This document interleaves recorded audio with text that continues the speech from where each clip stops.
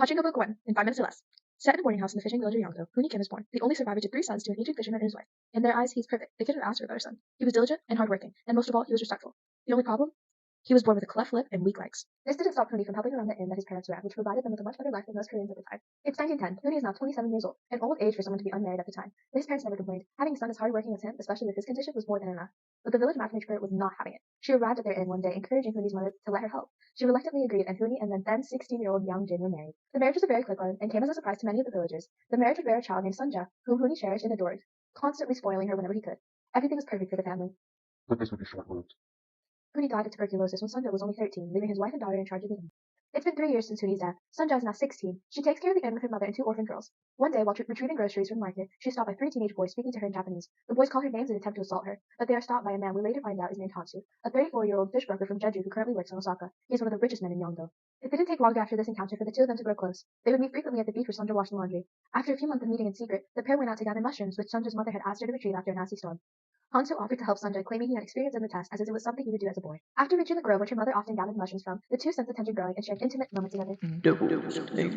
Shortly after this, he reluctantly leaves to go back to Osaka for business, but promises to return shortly. It doesn't take long after his departure for Sunja to realize she has fallen pregnant with his child. She's ecstatic with the news and the prospect of marrying him, and cannot wait for Hansu to return to tell him the great news. He soon returns to Yongdo, awaiting at the same rock they had always met at, and Sunja practically runs into his arms. He tells her he has a surprise for her and pulls out a silver pocket watch, one that resembles his golden one greatly.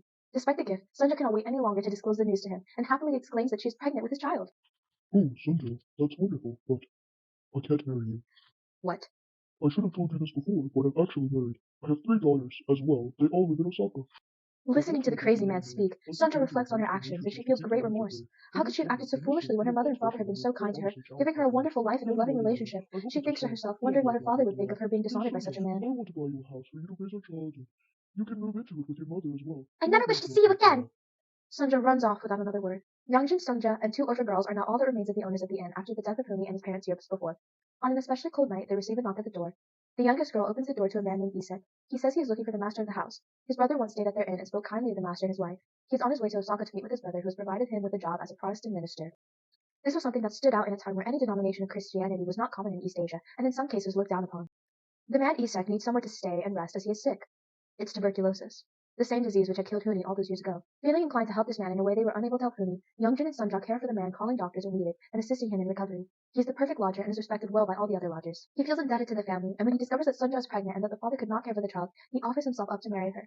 He discusses his plan with Pastor Shin, a pastor up north from Busan, and he is warned against it. But Isak claims that it is his plan from God. If he is not to live a long life, he may as well live a fulfilling one, where he can give something to someone in need, even if it is just a name and a new life in Osaka. He is quickly married to her after a discussion with Pastor Shin about her role as the wife of the minister, and that which she must always be faithful to. Something she says she has no hesitance to, because as she puts it, if your God has made you such a kind and generous man, then yes, I believe I could follow him. It's June 1933. We are now in Osaka. We meet Yosef, the brother of Isek. We are told he resembles a Japanese man, and had it not been for his obvious accent, his style and mannerisms would not have given him away as a Korean, and he likely would have been treated much more fairly. Assimilation and ethnocentrism. Not having met Sunja, he had already envisioned what the role would be like. In his mind, he imagined a poor harlot from a small village, someone his brother should have been pitied to marry. But he holds back his tongue, following his wife's wishes to at least meet the girl before he judges her. To his surprise, Sunja is a kind, soft-spoken girl, and he can't bring himself to think poorly of her. Perhaps she was taken advantage of. In his mind, that is the only explanation that makes sense. In Sunja's mind, she has already visited Osaka twice over. Everything she sees reminds her of the stories Hanzo would tell her of the city. She feels eyes upon her. She walks through the streets in her traditional hanbok, more proof of the prejudice against Koreans at the time. Ethnocentrism. Their journey ends in Ikaino, a ghetto where most Koreans living in Osaka reside. Despite all the residents being Korean, Yosef warns against conversing with them, as any bit of generosity is taken as a sign of privilege. As he puts it, everyone is struggling, and if the people in Ikaino think that they have extra, they will steal from us. Something they learn the hard way when Kyonki, Yosef's wife, a woman who wore Western-styled clothing and had the mannerisms of a Japanese woman, gave a neighbor some extra dinner, leading to their home being ransacked and the jewelry stolen. Another thing Yosef warned against is joining or participating in any form of independence movements or socialist track, for if any of the police were to find out that they had any involvement, they would all be arrested. They couldn't risk losing any money, as a large percentage of it had to be saved to send back to Yosef and Isek's parents. Remittances. After a few months of living together and taking care of the house, Kyungki and Sunja have become very close and constantly run errands together, Sunja acting as the sister Kyungki always wanted, and Kyungki reminding Sunja of the 2 girls back home. On a day much like any other, 2 men arrived at their home, while their husbands were out. Well, we are here to retrieve the 200 yen. What? Yes, it seems you borrowed money from us to pay for all we could to have service. Already feeling indebted to Kyungki and her husband, Sunja quickly takes charge of the situation and rushes the men out, telling them only to return in 3 hours so they can pay for the fine in full. Her father Huni had warned her of such men and what debt would signify. If they did not pay the price in full, the amount would only continue to grow. With this in mind, Sunja confidently takes Kyungki to a Korean pawnshop near the city, asking the owner for 200 yen in full for a silver pocket watch with a gold finish. The men laugh at her confidence and offer 50 yen. Unfazed, Sunja threatens to walk out with the pocket watch, and the men hold her back, offering to pay more.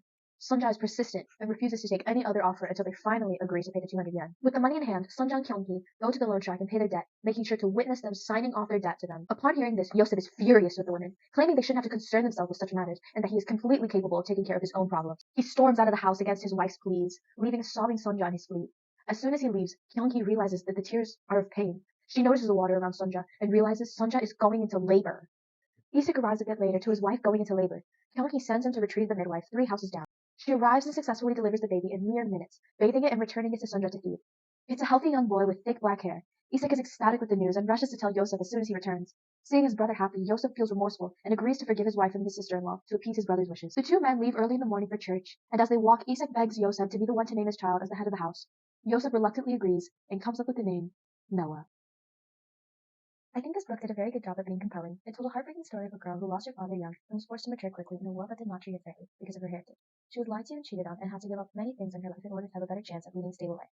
The ending is bittersweet because despite everything she lost along the way, in the end, Sonja ends up with a family of her own and is able to live a more comfortable life in Osaka than she ever could have in Yongdo. These bittersweet aspects of the book resonated greatly with me as I understand the hardships of being born into a less fortunate situation and having to work hard and occasionally having to give up on things to make your way out of it. The book most definitely relates closely to Units 2, with a few aspects of Unit 6 sprinkled in referring to the different living situations Sonja had to endure in both the rural town of Yongdo and the bustling city of Osaka.